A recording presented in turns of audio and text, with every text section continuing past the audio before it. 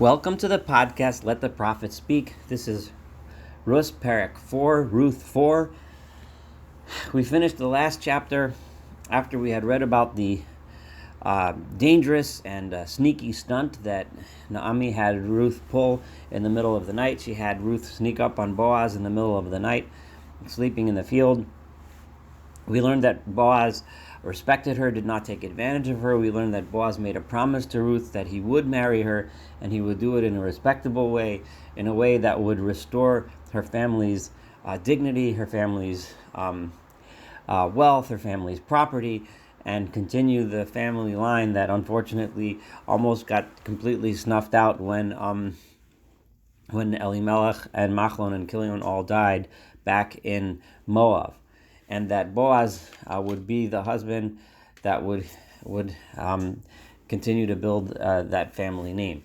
So, and at the end, Naomi had told Ruth, "You've done your job. Sit back and wait and watch. Boaz will fulfill his promise. He's an honorable man, and he'll do it soon, immediately." Sure enough, we start today and find that this is exactly what happened. Immediately, upon waking in the morning, we'll start with verse 1, chapter 4. Boaz Allah Hasha'ar, and Boaz went up to the gate. The city gate is traditionally where all of the big meetings and all of the city the city business was taken care of. The elders would meet there. The courts would meet there in the shar, the gate of the city. So Vayeshev Sham, and he sat in the gate. V'hinei, and behold, Hagoel over. He knew that he would meet this Goel, the Goel that, remember, he said that before redeeming Ruth, he would need to make sure that there was a family member who was closer related to Elimelech, who had first rights to redeem the property and to marry Ruth. And Boaz needed to find out if he was willing to do it first. So this person, apparently, Boaz knew that he would be passing by the gate in his usual daily business during this time of year, and he was walking past the gate. Asher Diber Boaz, the person who Boaz had been referring to, Vayomer, and he said, "Surah Shiva po ploni almoni vayosar vayeshev."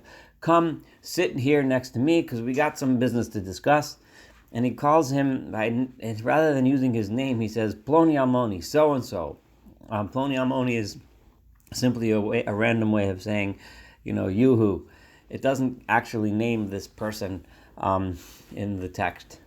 Various traditions give this person a name, but in the text here, we have no name for this person, just that he's a random guy. Vayosar vayeshev. So he turned towards Boaz, and he sat next to him in the gate.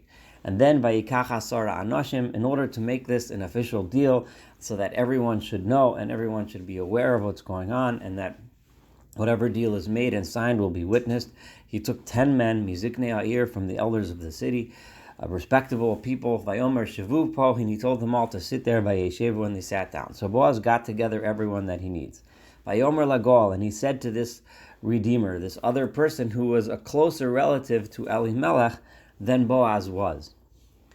It's not clear exactly what Boaz's relationship to Elimelech was, and it's not clear what this Goel's was, but let's assume maybe this Goel was Elimelech's brother, and Boaz is a cousin. We don't know from the verses themselves exactly what the relationships were.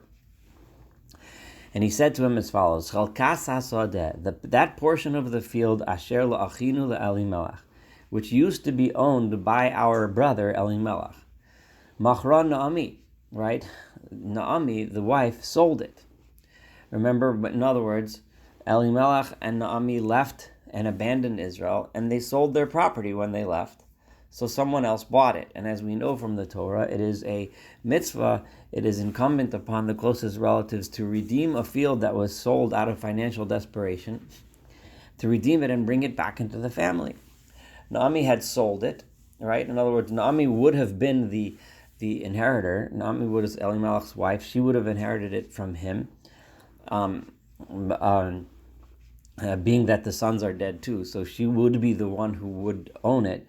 However, it's sold, and it's now in the hands of someone else. Hashava Misnei Moab, that Naomi who just came back from the fields of Moab. Vani amarti, and I said, Egle oznecha lemar, I will reveal this matter to you. In other words, I'll tell you about it, and say as follows: Kinei neged hayoshvim, you go ahead, and if you have the money, right, go ahead and buy it in front of all of these people sitting here, v'neged ziknei amin, in front of the elders of our nation. Imtig al gal, if you would like to redeem the field, then go ahead and redeem it. V'im lo yigal, but if you do not redeem the field, hagidoli, tell me, ve'eda, and then I will know, ki ein zalas chaligol, because there is no one else besides you to redeem it. V'anochi acharecha, I would be the next in line after you. Vayomer, and he said, anochi agol, sure, I got the cash, I'll buy the field and redeem it, and bring it back into the family. Vayomer Boaz, and Boaz said, Biyom kinoscha hasoda miyad Naomi, when you buy this field from Naomi, it sounds like he's saying he's buying it from Naomi. He's not actually buying it from Naomi. He's actually buying it from the purchaser and restoring it to Naomi's family name. Ume'etz Ruth HaMoaviyah, and from her daughter-in-law Ruth the Moabite, who is part of that family as well. Also, Eshes HaMeitz Kanisa, then you also will have purchased, along with the field, the obligation to marry Ruth, in order to, because Ruth is the one who will be able to continue the family line, and by marrying her you can raise a family with her, and then that field would be restored to the family. So that the name of the person who had passed on, Elimelech and his sons, will then be continued, that property will continue within the family within which it's rightfully owned. Vayomer HaGoel, when the Goel heard that not only does he have to buy a field, but also it comes along with the obligation to marry this foreign woman, he wasn't interested in marrying this foreigner, this stranger, just some random girl, and taking upon himself that obligation too. So he said, Lo uchal ligoli, I'm not really able to redeem it. Penashchises nachlasi, because it's too expensive, too much money. If I bought all this stuff and I had the responsibility of taking care of her, I would ruin my own estate. It's just too much for me to handle. You go ahead and redeem that which I should have redeemed, because I can't. He says that he can't, although it sounds much more like he's just not willing to marry her. And it's hard to impute what exactly his intention was, but this is what he said. Exactly why he didn't. It's assumed that he didn't because he didn't want to marry a Moabite woman, but that's not written in the text explicitly. V'zos lefanim b'Yisrael, and it happens to be that when a deal was made among the Jewish people, it has been this way for a long time. Al hageula v'al tamura, when someone is redeeming a field or buying something or exchanging something in some kind of a barter or a trade, l'kayem kol davar, in order to establish something and make it official, they had this custom, shalaf ishna alo, each person would take off of his shoe v'nasan l're'ehu and hand it to the other one as a sign that we're sealing the deal. Nowadays that would be like a handshake. This is what the custom was then. V'zos ha'te'uda b'Yisrael. This was the practice, this was the way it was done in Israel. Vayomer HaGoel leBoaz, the Redeemer said to Boaz, Knelach, you go ahead and buy it. Vayishlofna alo, and he took off his shoe, and they exchanged shoes, which was sealed the deal. Vayomer Boaz lazakenim b'chol, and Boaz made an announcement to all of the elders that had gathered there and all of the people that were standing around. Edim atem hayom, all of you are witnesses. Ki kanisi eskol asher leElimelech, I have now purchased everything that belonged to Elimelech, ve'es kol asher lechilion u'machlon miyad Naomi, and everything that would have been transferred from Elimelech to his sons Kilion u'machlon, and now it was inherited by Naomi, their mother and Elimelech's wife. I have now purchased it from Naomi because I have paid for it and bought it back from whoever it was that had bought the field.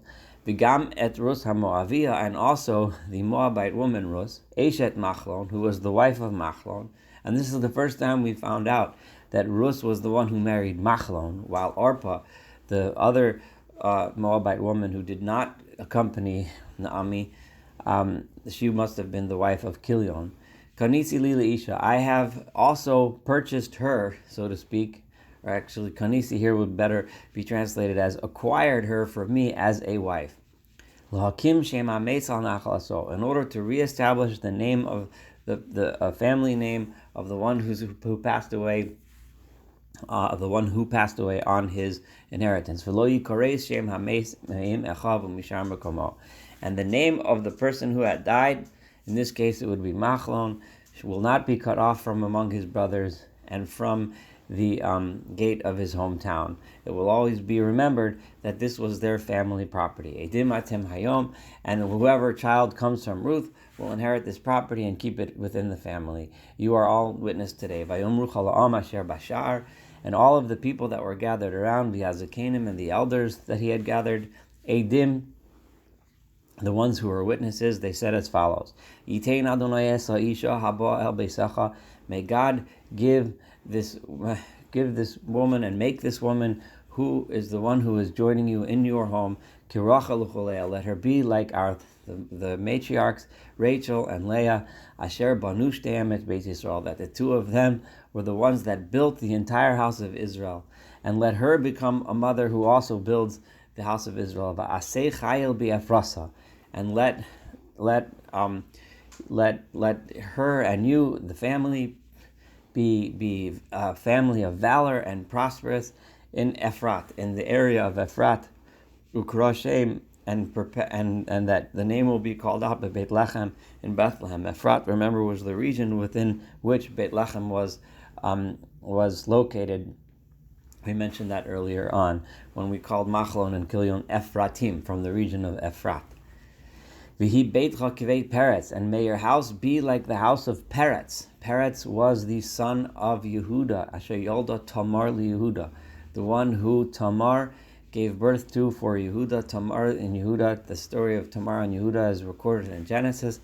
Tamar was his daughter-in-law who dressed up as a harlot, and Yehuda ended up having relations with her and had twins. One of those twins was Peretz. Peretz was as we'll see in a moment, was the ancestor of Boaz. So they wished him to be like the house of Peretz, min hazera asher yitein Adonai lecha min hanara azos. Your house should be like the house of Peretz, from the children that God should give you from this woman. So they blessed his union with Ruth the Moabite, and blessed her to be like one of the matriarchs. And they accepted her even though she was a foreigner and a Moabite. And not only did they bless her, but they said that she should be just like Rachel and Leah were, and just like Peretz came from Tamar and Yehuda. Of note, it is important to note that all three of the women who were mentioned here were very similar to Ruth in one very important way. Rachel and Leah both came from a family outside of the sphere of what was then the Jewish people in its early days. Rachel and Leah both came from the house of Lavan, who, though he was a cousin to Yaakov, he was still a foreigner. He was not a member of the Jewish people. In fact, he was a significant enemy. However, his daughters were brought under the fold and his daughters were righteous, and his daughters became the matriarchs of the Jewish people. And so too Tamar, in the story of Judah, Tamar was a Canaanite woman who Yehuda married off to his sons, and they ended up dying. And Tamar also ended up joining the Jewish people from the outside. She was not one of us, so to speak. And so too they're comparing Ruth should be like them, just like they came from the outside, righteously joined the Jewish people and became matriarchs and became builders of the Jewish people, so too shall be Ruth. Vayikach Boaz es Ruth, and Boaz took Ruth, vatihilo leisha, she was a wife for him, vayavoila, and he slept with her, and he lived with her, and vayavoila is just a nice way of saying that they cohabited together. And God made her pregnant, and she gave birth to a son. And the women said to Naomi, who now is able to see her family getting reestablished upon the land, upon her property, has finally been redeemed after all of the suffering that she had went through. And they told her, Baruch Adonai, blessed is God, Asher lo hishbislach goel hayom, that He has not kept a redeemer from you. He has brought a redeemer into your life. V'yikaresh shmo b'Yisrael, and may His name be called in Israel as follows. And may He have a name. In Israel, may He have a name and a reputation that's perpetuated in Israel. V'hayalach l'meishiv nefesh, and He should be someone who restores your soul, brings you some happiness. U'lechalkel sevasech, and in your old age, give you something to enjoy. Ki kalosech asher ahevatech, and because your daughter-in-law, who loves you, Hiladatu, gave birth to him. Asher hi tovalach, because this daughter-in-law of yours is better for you, mishiva banim, than 7 sons. Your sons are gone. They remained in Moab. They became assimilated into Moab. They were not interested in being part of the Jewish people. But this woman, she brought you back to God. She brought you back to your people, brought you back to your nation, brought you back to your family. She is better than even if you had 7 sons.